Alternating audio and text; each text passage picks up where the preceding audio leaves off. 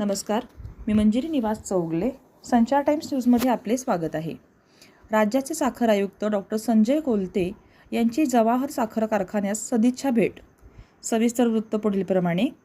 महाराष्ट्र राज्याचे साखर आयुक्त डॉक्टर संजय कोलते यांनी आज हुपरी येथील कल्लापण्णा आवाडे जवाहर साखर कारखान्याला सदिच्छा भेट देत कारखान्यातील विविध प्रकल्पांची पाहणी केली.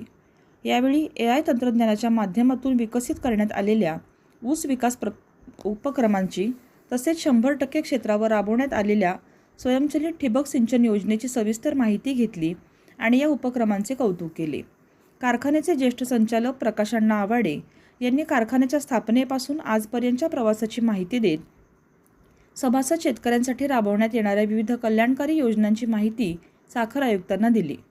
डॉक्टर संजय कोलते यांनी कारखान्याचे संस्थापक चेअरमन कल्लापण्णा आवाडे यांच्या दूरदृष्टीचे कौतुक करत शेतकरी हित जपणारे आणि आधुनिक तंत्रज्ञानाचा प्रभावी वापर करणारे हे काम राज्यातील इतर साखर कारखान्यांसाठी आदर्श असल्याचे सांगितले.